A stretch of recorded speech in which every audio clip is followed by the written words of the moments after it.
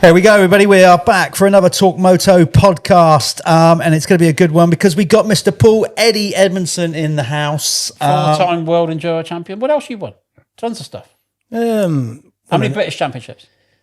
Forgot British championships, but you know, because you was with me. I was with a bit, yeah. AMA Hare Scramble champion. There you go.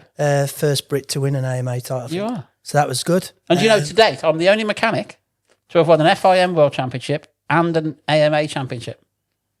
Steve Anderson holds it against me, but he never won an FIM. There you go. No, and Western Beach Race, that was a good one. That was a few times, yeah. See, we're off and miracle running. We could find the van that one time. Yeah. I was ready to sleep on that bench. I was done. I was like, I'm bored of looking for the van. I was just going to sleep here for a bit now. I know. There's only about 3 hours left. There are going to be loads of stories like that over the next hour, possibly 2 hours, because we'll probably get 2 episodes with Paul. We'll definitely get to. Before we go any further, big shout out to Talon that have been with us this year on our podcastings and our shows. So thank you for them. Get behind them. British company, British engineering, obviously wheels, sprockets, loads of other parts. Go and check out their website. When we started this, as we said, me and Wobbs kind of just said, let's do this to see where it goes. We didn't really have a plan, just threw it out there. We're coming up to, I think, a year of doing this now, maybe, not far off. So thank you for all the support and love. Yeah, we're quite good numbers. We are. We're going to lead this up to Christmas, and then we're going to have not a rethink. We're just going to keep pushing on, improve the show going into next year. More international guests, for sure. And if there's anybody you want to see on, just put a message in the comments and we'll see what we can do. Yeah. We may ignore you. We may not. Depends if they're dicks. We're not going to deal with anybody who's not cool. But life stories is what we want, which this man has plenty no shortage of that. But let's go right to the beginning. We do this, obviously, as a generic thing. We kind of flip it around. We're going to start at the beginning. Paul Edmondson's story. Nobody really saw you till you were like 16 on the under 50 trials bike. So did you race schoolboys? I did school trials. Yeah, because you were like your family heavy into it. Derek, your older brother, was British enduro champion. Yeah, I mean, the family background is obviously, my dad actually made motorcycles back in the day. So you didn't have a chance then, did you? No. Did you? You just didn't, did you? No, we didn't have a chance. God But bless Pete Eddy. He was a legend. That word legend. Gets bandied around far too much. Not so much for Pete Eddy. Yeah, so no, the old man, he started obviously in Yorkshire, building motorbikes, built the Dalesman. And then as a family, we jumped ship really and moved to the Midlands. And it's from there really where all the biking began for me. Obviously, Dad got us made us a little bike. It was a Wassel. I think it was probably. I don't know what that is. Do you know? The company made handlebars, but that's it. Yeah, well, my dad made anything and sold everything, didn't he? So that's really where it all started. And my first bike was like an Italjet. I do know. And then obviously Dad worked for Wassel, so the Italjet stickers got taken over by Wassel stickers, like every kid does, just wants to plaster stickers everywhere, don't they? Yeah. And that's what I did. But I just started with the actual motorbikes with the Italjet stroke Wassel, moved on to push bikes as well, spent a lot of time as a kid on a bicycle, got half handy on a bicycle, and then progressed to trials. And really, that's bicycle in what form of bicycle? Like the bicycle trials. Bicycle trials. BMXs, Because that wasn't really a thing then, as much like it is now. No, it's just like where we lived. I mean, just on an estate, and there was like little waste areas, so I could just spend hours on my bicycles as kids and stuff, and build ramps and do all that. And that's really where it all begun for me at Burntwood, which is Midlands. So were you pushed into it, or was it just up to you to want to do it? No, just up to me really. I mean, that's not Pete's style, was it? No, not to push you into anything. No, you wanted to do it. I'm sure. He was really cool about it. My mother used to obviously take me out pretty much every weekend trials riding. But bear in mind, obviously, I had a sister and a brother as well. Derek was pretty much self-sufficient. He was doing like European championships. So as a family, they did focus on me, to be honest. What age were you at that point when you first threw your leg over a motorcycle then? About 4 years old. And then it just obviously just went on and on and on. And we were doing trials at probably 7, 8 years old and had some good Because you started making waves, like I say, on a Honda 50? Honda 50 trials bike, road legal thing. I mean, that must have been massively underpowered. Yeah, no, I mean, it was like anything. I was probably like an up-and-coming all-rounder. I mean, you've got the great all-rounders such as Arthur Browning, and I've got to mention him because he's from obviously the Midlands, and he was something special. And Arthur actually was quite an influence on my career, because I remember my first ISDE. My dad put me in a van and said, Arthur's taking you to the ISDE, because Mum was actually pregnant at the time with Lee. Oh. So that was my first international 6 days, and I get put in a Mercedes 307D van with Arthur Browning at the wheel. And even though I weren't driving at the time, it was an experience being driven. Literally, we'll take a shortcut over a mountain. So you can imagine coming down the other end of a mountain with Arthur Browning behind the wheel. He was chaos. It was frightening. Proper character, that. Yeah, proper character. So that's really where it all started from the actual main events, and such as the ISDE. I was doing trials, like you say, on a Honda 50. Did the 6 days, the Scottish 6 days on a TLM 50. Did the 6 days on a CR80. So yeah, frightening looking back, but crikey, what some good times I had. Well, you would, like, literally coming through at that age, and it's such an adventure being a kid and going away all weekend. I guess that kind of shaped. It does, though, doesn't it? It did for me. It just shapes your personality later in life. It's who you become. You get so engrossed in this sport, and I think so. And I think the other thing as well, like now, when we were kids, it's always but you had this and that, but we actually had the good times in the fact that the parents just used to kick you out the house, say, get on with it. Yeah. And I think that was a good thing for me. What happened was the fact that I was lucky because Dad did send me away with some good people.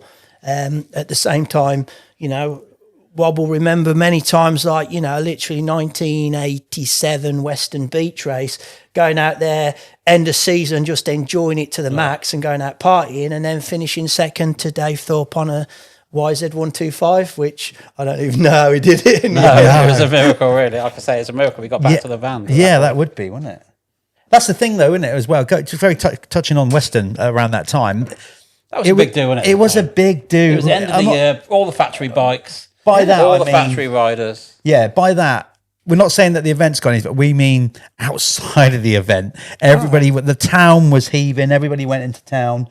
It was a big end of year shindig, wasn't it? To be honest, I didn't go to Western to ride Western. I went to Western to enjoy myself Western. and have a good time with the lads. But that was what it was about, It was a big thing for us. I remember there was myself and Dave Davenport, some of the guys from like the Midlands where we used to ride, and I think Paul Malin he used to ride at Davenport's track, which was near Tamworth, and we all used to go down. Like, it got to the stage where we were trying to go down on a Wednesday because it was like, well, Thursday night you can go really heavy. Big night, yeah.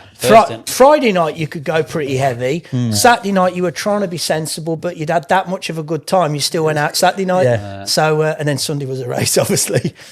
It was epic, wasn't it? I mean, back I'm not then, saying it isn't now because I haven't been, but the way that everybody used to camp on the front, and it was like, that was like a Grand Prix paddock. Yeah. There was like all the big teams there, all the factory bikes, who was the fastest down the straight, you know what I mean? And it was like, it was a fun, like, we weren't messing about on trials bikes in between. It was the actual event is as big as it's ever been. It's still, it's huge. But like I said, the vibe with it, for the off-road fraternity, not even motocross, it was like, okay, that signifies the end of our season. Everybody's going to go there and have a good time. It's party town. Yes. And it's just not the same in town anymore. Hardly anybody's out or whatever. And I think more and more people are actually taking the event a bit more serious. And I think the camping's a bit more away from the town centre, so it's a ball lake to get to and from. Yeah. So maybe they sit around in the vans more. I don't know. Yeah. But it used to be like them nightclubs were rammed. I mean, we've got some stories in there. Yeah, I mean, the nightclubs are rammed. Now. Yeah. Yeah. Best hear some of them then.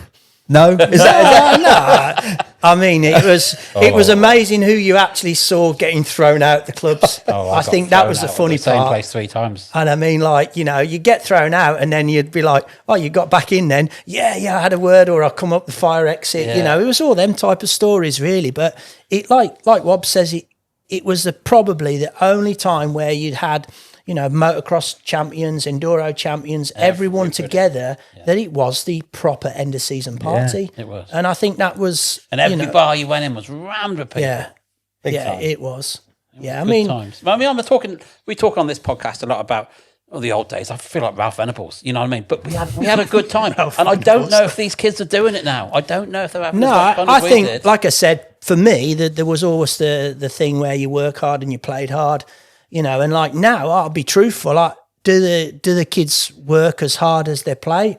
I don't know. I know I did, because that was the style that I enjoyed, and that's what kept me going. And especially at the end of the season, you know, I mean, it was Western was, like you say, it was party central. It was where we all had fun. We all met up and we had, you know, literally. We used to have fun at dirt bike show and stuff as well. Yeah, we did. Yeah, but not as much. Western was a big. No. Considering you guys were racing on the, and we all had to be on the ball on the Sunday. Yeah, because the eyes were on you.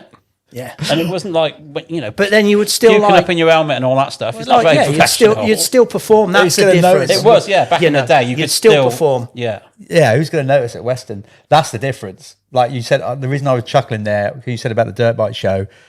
It's hard at the dirt bike show when you've got to stand there and talk to people and look presentable when you've got the most raging hangover and headache. When you're actually riding a bike and you've got a helmet on and you're in your own space, you can get away with getting rotten a bit more, can't you? It's probably, the dirt bike show and all them were hard. So going back to that, Paul, so you were 16 on a 50. Yeah. And then 17. And then when did you start doing the World Championships? Because that was been 88 maybe? So, yeah, 87. 87, I did some European Championships. On the Yam. On the Yam. And I think, again, say a memorable story, because it's not really memorable, but it did half hurt. Coming down a mountain, European Championship, again, Dad had took me there. Kind of the wrong side of the road, but it was a gravel track. Yeah. So the last thing you think is that there's a truck coming up to a quarry. So I'm hammering it down the track, and I'm like, okay, you know, it's tight on time, so I'm getting a bit of a lick on. Left-hander, as it were, so obviously I decided to go a little bit more left than I should have done. As you do. And next thing, bang, head on into a truck. No. And I mean head on, like Sparko. No. And all I remember was like this? Italy, San Remo. And I remember waking up, and the truck driver was like literally finger pointing at me. And I was 17 years old, and all I wanted to do was get back on the bike, get to the checkpoint where I was late, because I must have spent about 5 minutes knocked out. Never. But that was... no help arrived. It was literally you and the truck driver there. Yeah, me and the truck driver. So he thinks he's killed you? He's probably think he's killed me, but obviously I bounced well back then, didn't I? Yeah, so I open face helmet, big crash, pick myself up, get to the checkpoint, gets there, and Dad was actually at the checkpoint. All smashed up. I remember seeing a picture. Yeah, that's it. All the jaw had gone. And just arrived there, and next thing they said, "You all right?" And I went, yeah, I'm fine. Rode off and literally just like went boom. Yeah, that was it. Just proper no, I weren't all concussion. right. I'd lost my balance and everything. Next thing, back in a little 4-wheel drive ambulance and down the mountain to the hospital. Jesus, what? See that? Yeah, I mean, but you know, and this is not. Not that you'd ever make something like that up, but this was the type of thing that throughout my career did happen. Yeah. Because when I was a kid, I was lethal. Yeah. I mean, that was 1987 with a broken jaw, and obviously, having to drink soup for about 3 weeks. Anyway, next time I got back on the bike, Welsh 2 day, I crashed again.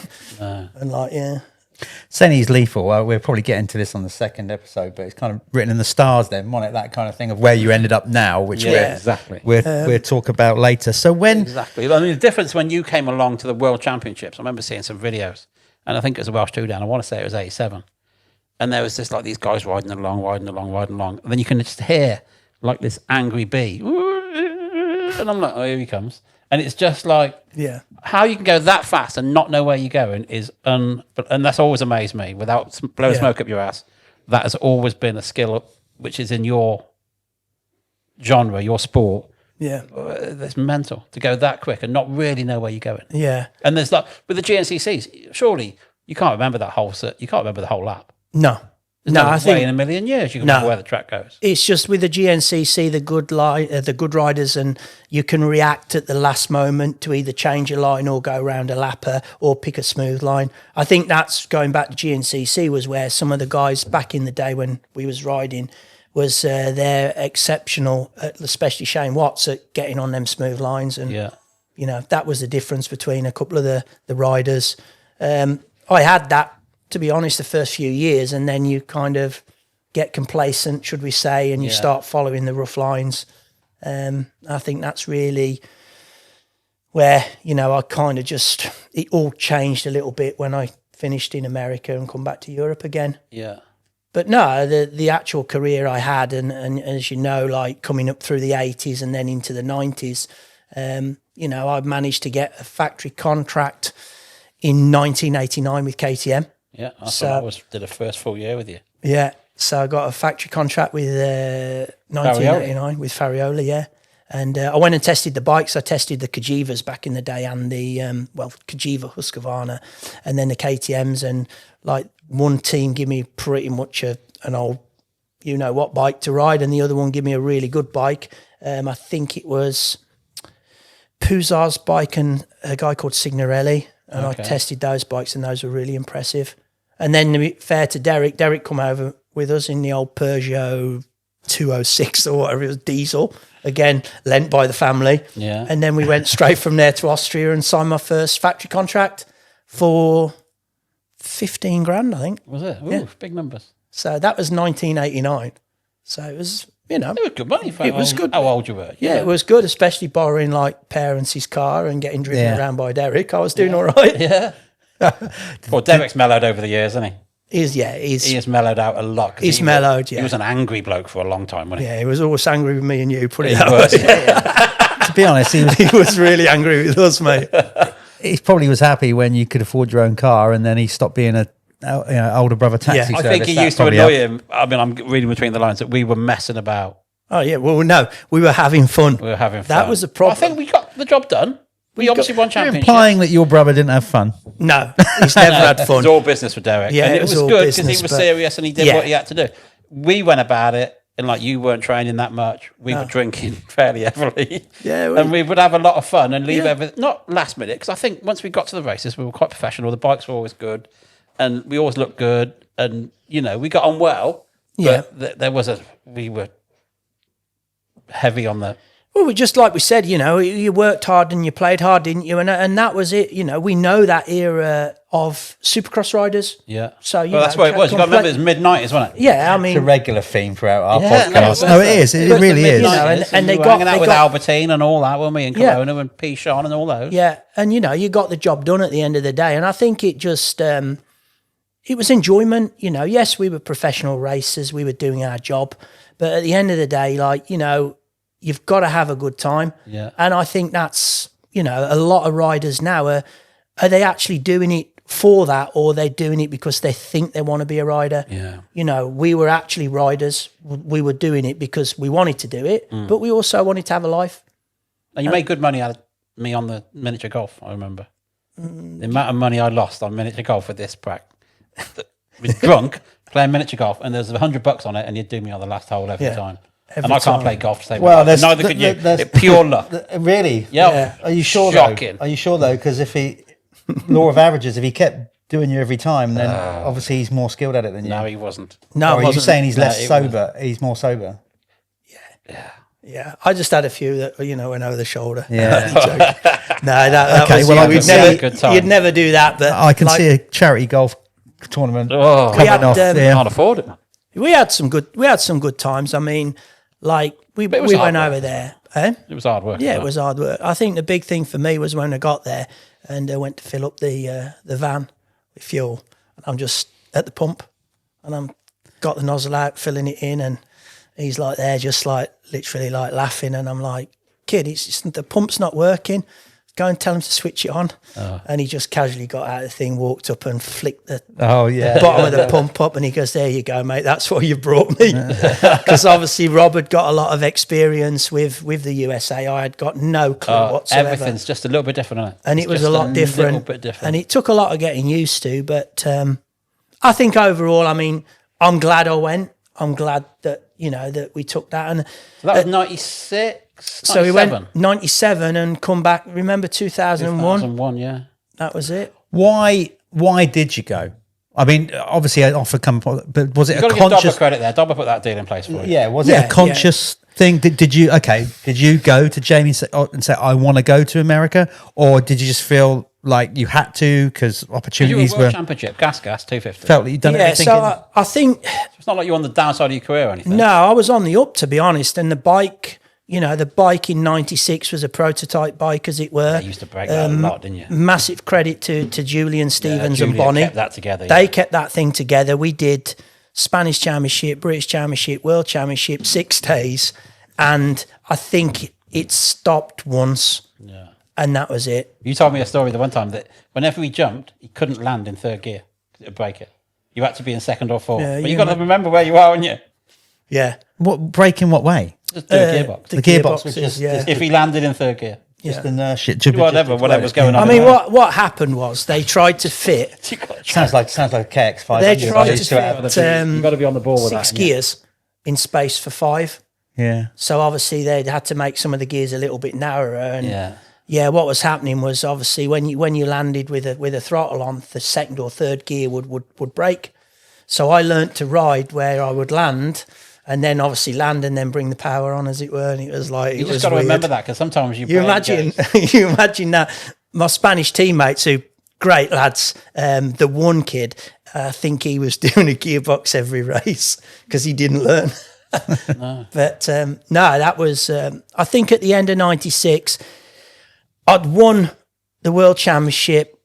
I'd second overall in 6 days, won the Spanish Championship, won British Championship. Julian was pretty much worn out. And in all fairness, it wasn't just my decision. Like, he said he couldn't do really another year of that stress. And I get it, because it was them guys, without shadow of a doubt, won them races for me. Yeah, I was on the bike. Yeah. But them guys, full credit to them. And I think it was just then, if I was going to go, it was the right time to go, because I'd won everything. And again, I was pretty much like the first world enduro champion to go to America. So throughout my career, I've managed to hit milestones, which probably not been in the public eye because they don't need to be. But for me personally, it's been a hell of a career that I had to be able to say, well, yeah, I was an AMA champion. I was a world enduro champion. I won Western. I've done a lot of stuff, as Rob knows, because Rob spent a hell of a lot of time with me doing all that together. But what I achieved throughout the 90s and the 00s, as it were, was great. I was happy with it. I was personally satisfied, and I think that's what it boils down to. What about your expectation then? Before you left, did you have any? Was it? I mean, obviously you're a winner. You're going there as a world big news champion. to the States, though, wasn't it? That's what I mean. When you showed up there, it was big news. It was Mike big Webb, who news. was the team manager, made a big jump to He get rid of Randy Hawkins. Hawkins. Because it was just like the same team.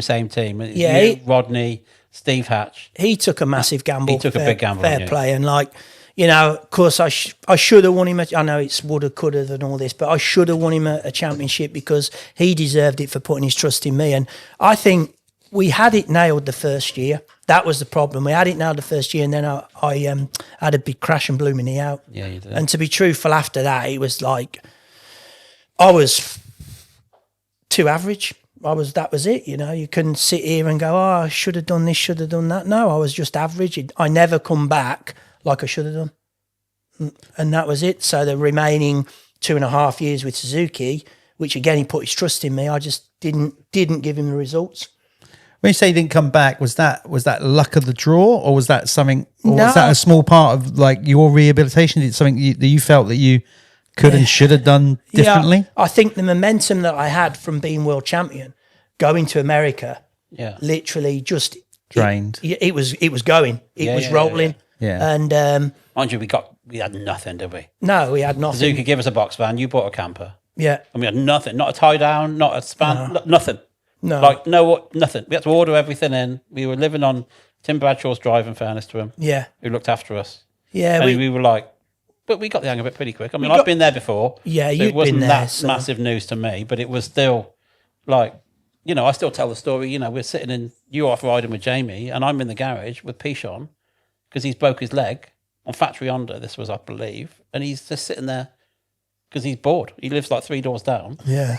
And he comes up on his crutches, and he's just sitting and like on a bike stand in the corner, watching me work on a bike. Then we'd go, I'd drive him down to go and get lunch, and it was just like, because he had nothing better to do. He's had enough of American daytime TV. Too many adverts. I know what I do. I go and sit with Go and Wobbs. sit with Wobbs and watch him work on an old Suzuki. Yeah, no, it was It was like different, it was and like different. we'd go up Remember we go drinking with Albertine? Yeah. First photo shoot we had for the posters, I had to ring up the team manager and say, Paul's got food poisoning. Melon vodka. Yeah. Well, it is food. That is food. Yeah, we were in a... Ooh. Well, he won the first race, though, didn't he? He did. He literally won Anaheim. Yeah. And then we all went back and we had a good time. Yeah, we did. We had a really good time. Whereabouts was that? That was Albie's house in Corona. In Corona. Yeah. Up in the hills in Corona. It was like rock star stuff. I mean, we were lucky to be around, you know, and like living with Sheik and that. Yeah. I mean, that was it. Rest his soul as well. Sheiky, I mean. About that one time we had a party in that house, we had to move out. Well, I remember we'd come back and Sheik was driving and he was in a rental car. Oh, you were there that night? Well, I was in the passenger seat. I was in the back seat. Another rental car. He came round the corner and obviously he threw it sideways. He did. And you couldn't have rotated. As he's fully drifted, fully locked, completely in control, there's a police car sat there. Looking out the side window of the police car. And all of a sudden, like the blue light, literally, he's sideways and the blue light comes on and I'm thinking, this ain't going to end well. No, this is... So Sheik in his wisdom, bless him, decides to run from the police. Oh, he tried to outrun them. Him. Only to the condo, though. Only to the house, just around the corner. And just as we got there, I go to get out and mate is yelling, stay in the vehicle. He's drawn the gun and everything. That's one of 3 times I've had a gun drawn on me. Yeah. And I'm sitting there and I remember I got Taco Bell. It's gone everywhere. And the bloke's in my window giving it, how do you think that was driving? I said, I think he was quite good, actually. That's what he's like, what do you think he was driving? I said, well, it's a rental car. You're supposed to do that, aren't you? He said, where do you live? We're like, here. You're like, go in there and don't come back out again. Like, and he was all right, wasn't he? In fairness, he was all right. He came to me and said exactly the same thing. He was angry, he was going like, what do you think? I said, well, to be honest, I said, I know he shouldn't have done it. I said, but he was genuinely in control. And then Sheik come out with that one like, it's a rental. You're supposed to drive him like that. And I was like, this is going so bad. And this is when Sheik was factory under, and it was the year where Lampson and McGrath were both supposed to be on the team. McGrath had left, and Lampson had hurt himself. Sheik was the only guy under the Honda tent, and we're behaving like that. And we're behaving like that. I have visions of you now, Wobbs, when the cop told you to stay in. I have visions of you just opening the door. Is it all right? Can I just go and get my tortilla chips? I was sitting there with this Taco Bell. They're all spread out in the back of the car. No, it was chaos. I was covered in. I had to throw my clothes away. Oh. Yeah, no, it's... There's some big stories. Yeah, well, look at that snake he had. Oh, they put it in the pool with me. Put it on the chair with me. Oh, yeah, you launched over the back of the chair with that. I cannot... It was like a 9 I don't like foot, snakes. Like white and this is python the thing. Biggest snake you've ever seen. And I'd been training, so I was absolutely cream crackered. So I was just having like proper like moment of just chilling on the sofa. Dame lot thought it'd be funny to like lay the snake, on him. Mate, he elevated over the back of the couch. My whole body I just literally just jumped and went over the back, and I'll never forget. I said, I was in the pool and I felt this thing brush past me, and this snake's going this past me, and I'm thinking, I mean, you're like, and this thing's about this fat in the middle. It's massive. Like a 10 foot and 9, like the horrible thing. And you just think, why? And you would like people would come in the house and the cage was there, and they wouldn't have noticed, and this thing's rearing up like this behind him in the cage, and he'd go boom at the glass trying to get to him, wouldn't he? It'd be all God. Oh, he was savage. No, but that was Sheik's. No wonder you jumped up over it. Chaos, man. It was absolute carnage, but it was fun. And I wouldn't change it for the world. But what about that one year? I can't remember what year it was. We were in the other house across the road from the thing, and there was me, you, Mark McCann, Dobber, Shirty. Yeah, we had probably 7 of us, and we had factory bikes. Yeah, all under the tent, and we'd ride out the garage and go up the hills. That's it. And there'd be pit beer there and tortelli. Well, I remember going like, obviously, I used to ride every day out there, and you could literally just put fuel in the bike and just go out and do a moto and do whatever you were doing. But trials bikes as well. We had a couple of trials bikes we took. Shirty brought one out in a bag. Out in a suitcase. Yeah, that was it. We brought them out in a suitcase. But we were full factory bikes. Albie's race bike. Yeah, we did. We just tried that. Yeah, and we were just. What about that one time McCann was there, and he was flying home the next day, and he got some. Bless you, Mark McCann. I'm not talking shit. He'll back me up. He's got this bike, and he wants to take it apart and take it with him. Yeah. He said, "But can you film it about what goes where?" And I'm like, "Yeah, all right." I'm thinking, he's gone for a sunbed. And I'm like, why am I taking your bike apart? He's gone for a sunbed. He's gone for a sunbed. So I've gone naked, balls out, filming this thing, and I've got all the nuts and bolts in my hand. You see these bolts, Mark, and I've thrown them out the garage door, and I've put a selection of crap, just like crap, I remember you bolts. doing that, yeah. And he took him ages to put it back together again. That could have been his early days of his It could phrase have been into on YouTube. Yeah, I'm sure. I'm hoping he hasn't got that still. Well, there you go. We need to get Mark on, actually. Yeah, Mark's another one. He's on the list. Okay. I've got to show you the up-to-date list. We've got loads of guests to get in. I'm not sure if this is a no-go area, but before we went live with this, there was talk about a hole in a hedge in Corona. Is that a story? About the same time. Is that a story Yeah, we can say here on this? We were in that claim jumper. It's a bit sketchy. Hold on. Before you get going, the reason because they just sort of toyed around the story before we got going and didn't. So I'm intrigued. So we were in a rental van. We were racing. Dobber's rental van. I think it was Jamie's rental van, which we found even funnier. Yeah. And we came out of the club and we were racing to get back. I can't remember why, but there was a reason why we tried to get back. So we jumped in Dobber's. I don't remember. We were going from we'd eaten, and we were going to a club, and we were racing to get there. And we said, we'll literally, get there. We couldn't be bothered with the entrance and the exit of the car park, and we just drove straight through the hedge. And we showed up at the club or wherever we were going with this half a tree underneath the van. Where it got wedged under there. Yeah, and that hole is still there to this day. He's been back there, so I've been back. And he used to say to me every time it's getting a bit more. I took a picture of it. Still got our hole in the edge. And yeah. It's right by Claim Jumper in Corona off McKinley. If you want to go and see it, that's where it is. They are. These two doing their bit for the environment there. That was American relations. As if there's not much of a concrete jungle over there anyway. Let's take even more trees out. Looking back, we were stuntmen. We were That's back. what we were. Stuntmen before the stuntmen thing Before came you up. were a stuntman. So then that was... So you're European world champion. Yeah. Coming up to 96. Then America, 97. Then you were there 98, 99. Then I came back in 2000 at Kawasaki. Yeah. So we did 2 years at Kawasaki then, 2000, 2001. Yeah. First year being a pro circuit. Second year was FMF. Like you told me to. Yes. We got one of the... there's a bike behind me. That's the race bike. That is the... That's the bike. I'm not sure if you can... It's not another one. That's the bike you finished the championship on. We've still got stickers on. And that's got the pro circuit on. That's full pro circuit. I'm looking at it right now. Yeah. Well, awkward because you preferred the stock 5. Yeah. But no, we made the change from... I made the change from Suzuki to Kawasaki. And we basically went back to the original plan. Wob was back off motocross and helping me. And that was... looking at it now, crikey. Yeah, that was a good year, wasn't it? Good tools, yeah. Second in GNCC, won AMA Hare Scrambles. Yeah. And I think I rode one of them bikes in the ISDE as well, actually. Yeah, you did, yeah. So, yeah, it was good in Spain. Good year. And then I think, again, following year, just a lot of hassle on it and stuff like that. I don't know what happened the second year. It felt like hard work. It was hard work, wasn't it? I think for me, I'd had, obviously I got to Jack then. Yeah. So for me, the travelling was crazy. Yeah. You were going home a lot. I was going home a lot. Didn't really want to be there. For me, because Pro Circuit is such a good place to get anything done, it was really, you'd be down at PC every day doing getting them to do the cranks or doing your triple clamps and all that. Was when we went the next year as FMF, there's no real...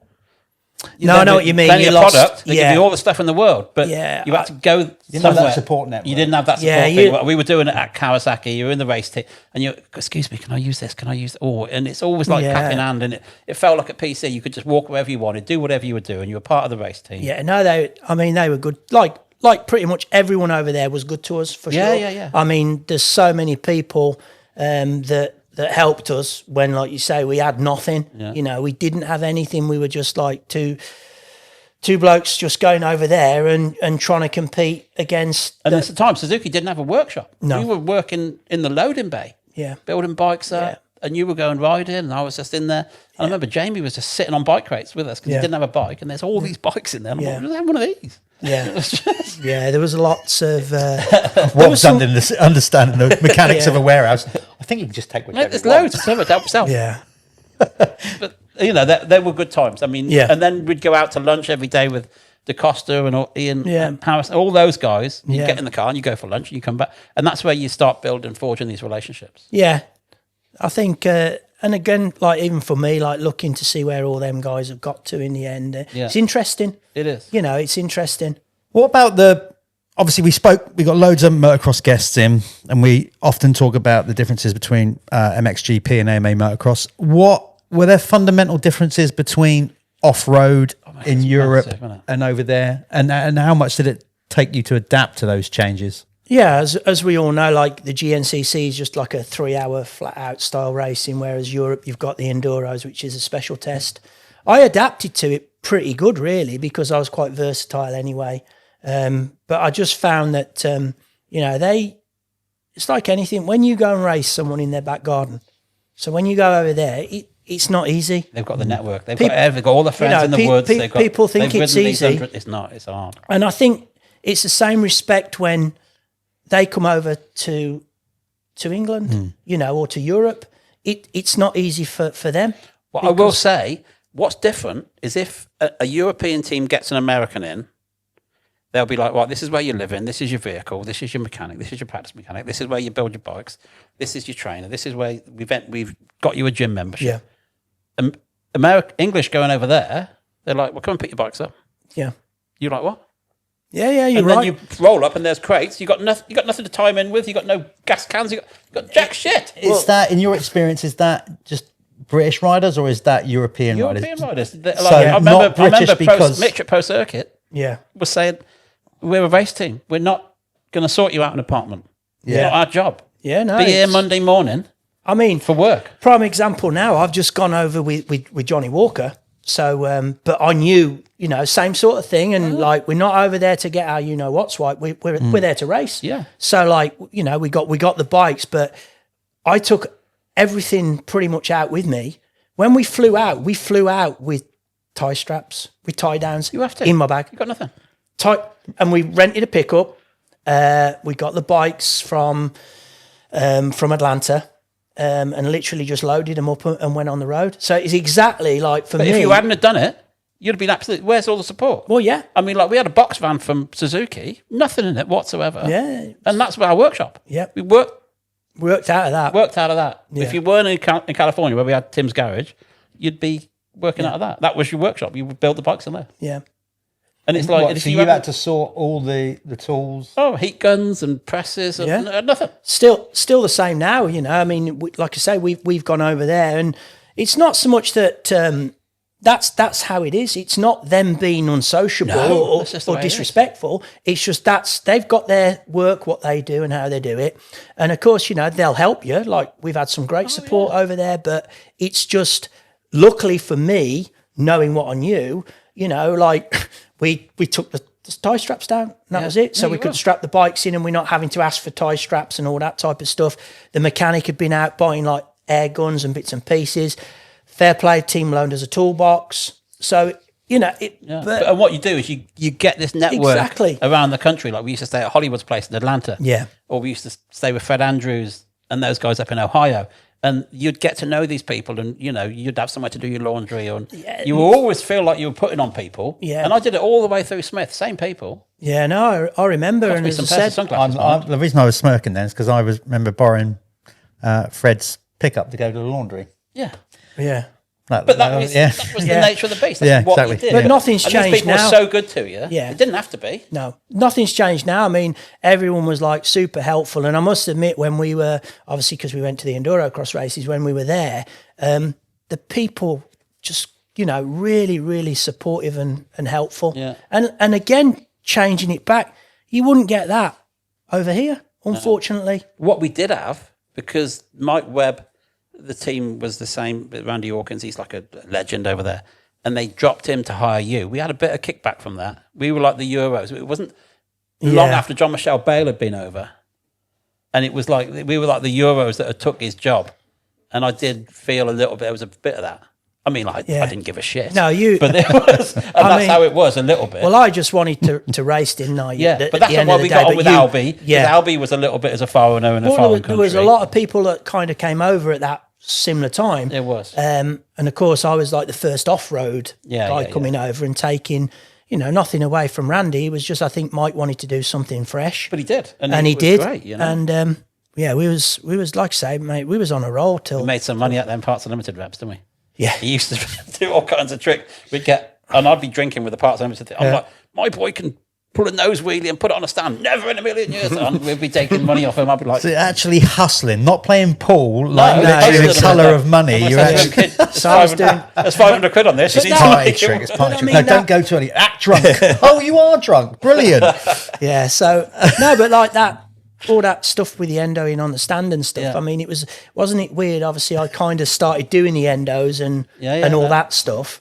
And then some of the Supercross guys were doing it on the intros I and did things, see and it that, was good to see. It wasn't like that's my trick. It's like No, but it was the first time it anybody's was seen cool. it. And then Wyndham, when he came in really quick, I thought this looking good here because it was obviously we used to watch the Supercross all the time because you've got to. It's amazing. And he went straight over the bars, didn't he? He did. Straight over the bars. He used to do I can do that. I can do a that. cool trick where he'd wheelie up onto a log, drop the front wheel off the other side of the log, get the back wheel, full trial style, get the back wheel onto the log and then do a burnout. Nice. That was Yeah. impressive. Yeah. That was It's impressive. a long time ago, but It was cool. It In was fairness, cool then, You know what I No, mean? you That can was- still. Yeah, I saw a video not long ago. You doing one. You can still do I it. can still do Well, all that's that a trials stuff. bike Yeah, riding but that like lends itself. like to as it. I That's say, really I've been. I started doing a little bit of Instagram stuff, just having fun, Yeah. genuinely having fun, and then I'll get carried away and jump on the bike and start ripping around like a lunatic. Forget that I actually had no helmet on, and then I was going to pull you up on that because the Absolutely. comments below I from get some rid- people. Oh, you yeah. go rip. I get roosted, and I know it's not big and clever. I get Yeah. that, but then on the flip side of it, so obviously, you know, I've done a few other bits and pieces, should we say, and touch on that in the next episode. Yeah. yeah, and you don't wear a helmet. No, So it's not big, it's not clever, but it's hard for me to put that over because I'm not proud that I'm ripping down the road with no helmet on because that's not a cool thing to do. But how many views did you get on that riding up and down the stairs in your old shop? But- that was mental. But like I did a wheel, like a slow wheelie against the wall, Yeah, landed it, just put it down and spun it round, and it was like nearly 18 million views. it's mental. And that's when it went through the roof, and I went from the kids were like, "Yeah, you get you on Instagram, Dad." Yeah. The kids had got quite a few followers, and Dad was on like 2,000 followers. Next thing, Dad like just literally went through the roof by doing silly stuff. But I actually enjoyed it. Yeah. You know, Yeah. it wasn't to show off and all this. I was having fun. Now at mid 50s, Yeah. early 50s probably back then. Yeah. To have that type of fun, we all know you only live once, and I still enjoy riding a motorbike, and that's to this day. Do I want to go and do 30-minute motos? Absolutely not. do I want to go fast for a lap and do some cool stuff? Yeah, Yeah. So, definitely. I mean, like, that brings us to 2001 Kawasaki. We both know it was a tough year. When was the end? When were you done professionally? When were you think, I've had enough of this? This is the juice ain't worth the squeeze. Well, there comes a point where you I just think like, I think the time when we got to the airport and I didn't want to go, Remember that. and you had to talk me into it, and you were like, and I'm like, no, I'm you can't done. just not go, kid. I said, you can't just not go. And that was, I think, when our bond, just we were mates. At the end of the day, we were mates. And like, I'd had enough. I'd had enough. And I think the icing on the cake, and as sad as it sounds, was September the 11th, Yeah. because we flew home and got into the UK at September the 11th. Yeah, you did. I stayed. You stayed. Okay, so I got in, and then I got a phone call. Oh, where are you? I says, oh, just landed. Yeah, literally. Put That day. put the news on. So I put the news on, and I flew out of that airport. Well, 8 hours prior. Pittsburgh. And I just said, yeah. I Yeah, picked well, I Pittsburgh was to where up is it? To New York. Yeah. And I was in Fred Andrews' driveway Yeah, because I was scheduled, because you were done, yeah, pretty much. We knew that. yeah. And like you, and then I was supposed to work for Ryan Hughes. Okay, So we'd gone to High Point and he hurt himself there. So I was in the hospital with him. Yeah. And then we were supposed to, on the 11th, yeah, sketchy as it seems, me and him were supposed to fly to California yeah. to go and see Larry Brooks. And I was going to do Ryan for the outdoors and help with Jeremy on the Chaparral Yamaha indoors. Wow. Never happened. No. Well, I just remember that happening, and that was the icing on the Scary, cake. man. I've never felt so much like a No. foreigner in a foreign land because nobody knew what's going on. No. Is this World War III? We don't know.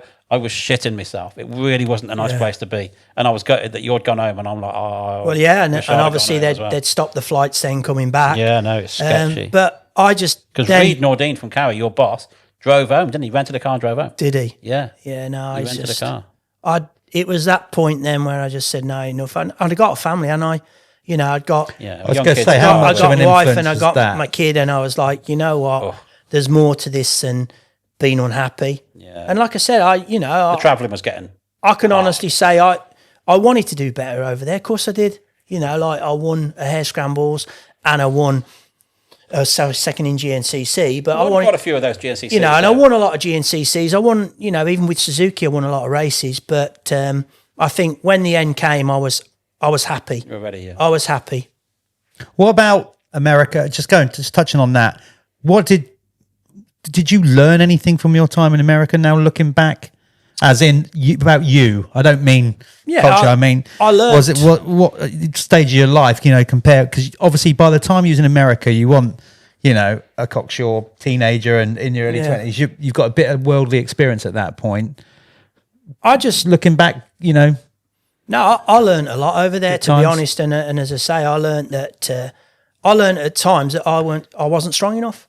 I wasn't strong enough in the fact that, there was races I'd pull out of and shouldn't have done. Yeah. That's it. You go over there, and the level of training, your Rodney Smiths and your Scott Summers, and your Plessingers, Scott Plessinger's, Aaron Plessinger's dad, Scott. These guys were training; they were taking it serious. Yeah, then we were almost playing at it still. Yeah, we were just because we were on the road, and that's we can't be doing the same. And that's very similar to obviously not what we've gone through now with Johnny and stuff. But when we're on the road, it's very difficult.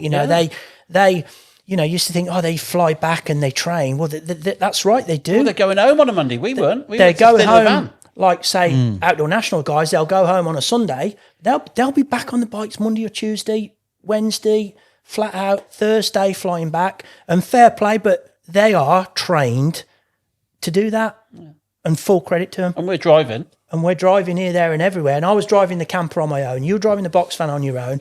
Not making excuses. It was hard. That's what I'm saying. Finding it tough because what I meant by the question is when you're racing a world championship, that's predominantly in Europe, like motocross. So you're predominantly based at home and you're traveling out to.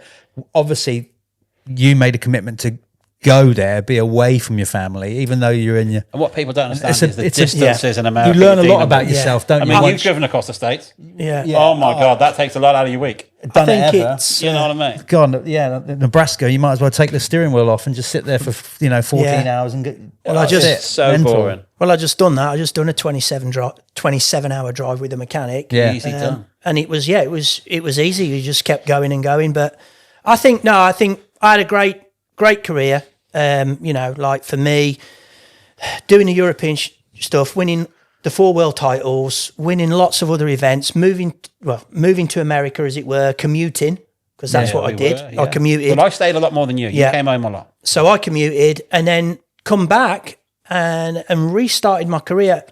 Gutted I never won a world title when I come back. Had a few seconds, but then just had a really long career to see out. A great career, and I think we'll talk about that in the second episode because what you've done since you've quit professionally racing, there's nobody else done what you've done. That's what I'm happy. I can look back and say I achieved absolutely everything on 2 wheels that I wanted to achieve, and I was very lucky that I could then stop, regroup, and start where my next chapter was. You did all that. At what point? I mean, was that the target going way back again to the very start? I mean, what age did you think this is me? This is what I'm going to do? Like I said, you didn't have much of a chance because of the family background. But did you? Can you remember having a distinct moment where you've gone, right? I'm going to be the world champion at this. Did that ever sweep over you, or did it just naturally happen? No, I think it just naturally happened, and I wanted it. Like other riders say, oh, all I want to do is win, but I just wanted to ride my bike. It wasn't about winning. When the winning started coming, then obviously flipping heck, it was like it's Christmas because now all of a sudden I'm good at something. So the first target was more wanting to make a career out of riding a bike. I mean, my background was trials. Then I did a bit of real amateur motocross. But when you combine the two, obviously, I ended up being enduro, which is what my brother Derek was successful in. Yeah. But the big turning point for me in that transition, 100%, and I've got to mention it, was obviously hanging around with Paul Malin and Jamie Dobb. because at the time they were really top motocross riders. So I used to go motocrossing with them. So the speed that I knew from motocross was theirs. I didn't know anyone else's. So once I'd done my little AMCA bit, and then we got on a big bike, 125, then I used to ride with them. So the speed I knew, So the motocross at that stage really advanced your enduro career, you think? 100%, because even though I was only practicing it, we did a few races. Nymphsfield, 1987. Jamie's not going to be happy, but I took a win. It was muddy. Yeah, I took a win in a muddy British Motocross Championship and lapped Jamie. And then he unlapped himself. Yeah. But to this day, I mean, it's a big thing between the pair of us. He swears that the check flag should have gone out for him, and it went out for me. And of course, I'm not going to back down from what it is. Talking about motocross stories, is it 97? Paul's on Suzuki, and he's like, I want to do the British 125 Grand Prix at Foxhill. I'm like, all right. So we built a bike in the States. Yeah. Brought it back in bags. Full tune. Bought it back, hand luggage, like wheels in the overhead cabinets and everything. But because this thing is running on like race gas, it's illegal in Europe. And I'm like, it'd be all right. He's not going to get checked, is he? All we do is qualify, score a couple of points. So we're out in qualification. We've got out in practice. Bike's done head studs. There was some problem with Suzuki head studs at the time. So I'm in the back of the Winfield truck drilling the cylinder out to get the studs out. Got it back on the track. We're going out there. And at the time, he's out there and he's like close to qualifying. I don't remember within a second. And he's like, I'm going to go and get a tow off Jamie. I'm like, all right, cool. And while I'm stood there with the bike, this FIM guy's come over and he's dipped the tank. And what they do is if you qualify, they then test the fuel. Yeah. So I'm like, he comes back all fired up and I'm like, I wouldn't try too hard. I think you'll find if you get in, we're not in. Yeah, so he went out and started doing some heel clickers and bits and pieces and messing about, winging up the hills. Ended up crashing and ripping the old moose pants from where to you know where. That was actually, that was a big year when all that happened, kicked off in the UK. But that's about the last time, not at GPs, but the last time in the British Championship when they actually, there was a spate there for about a couple of years where the FIM got really hot on the fuel. Yeah, no, really. Yeah. It didn't make that much difference. No, but to be honest, they really the bike went was slow, you know what I mean? It's not like you had the fastest thing there. No. It smelled a bit different. Yeah. But it wasn't fast by any stretch. It was slow when she'd nipped up, I'll give it that. Oh, yeah. Kind of thing. Yeah, and you'll notice it round there. Just a bit. But we took Jamie's practice bike then out. We did. Which was... Where did it nip up on the track? No. Lucky. I was lucky, Was it a full one? Or Yeah. Ooh, you don't want that. No. But we were all We were working out of a suitcase, you know what I mean? Yeah. It was kind of over. I do remember you being there. I don't remember you in the race. That's why. that's why. But I remember that year of you being there trying to qualify. Yeah, that was good. But I didn't know that story. Yeah. No, there's been a few stories. What's saving you from a fine there? Look. Yeah. Yeah, good stuff. Good. No, it's like you say, an amazing career, but that was just the competitive side of it. We're going to park this one up here because we're going to speak to Paul about the second part of his career, riding motorcycles, which is pretty comprehensive. So that's it for this episode. Again, thanks for tuning in. Obviously, we're coming back with a further episode with Paul. Thanks to Talon. Wobbs, we are edging closer to 2025. Yeah, we've got Foxhill tickets available for that Christmas present for the man who's got everything. Not just Foxhill tickets, Farley tickets and them T-bars. He wants them T-bars. Believe me, he wants them T-bars. There might be some women out there. Give him something he actually wants for Christmas. None of that socks and pants business. Trust me, you don't want those. I can see on your little cue board here as well. Board, you've also. You didn't see that. See, I'm glad Charlene wrote that down. We've still got a few shirts left. We're in the Damon Bradshaw Axo shirts and the Ryan Villaperto shirts signed. They're all signed, ready to go. £100 a pop for nothing. Perfect man cave. And they are nice. They are cool. We've got a few left, so you may as well buy them up. And they're gone. Trust me, there ain't no more. Stocking fillers. There you go. Right. £100's a hell of a stocking filler. Well, that's what they are these days. Rate. Maybe your missus is more generous than mine. Going rate, Wobbs. That's what people want. I end up getting links. You can't get away stuffing an orange or a Lincoln anymore. No, a bit of coal.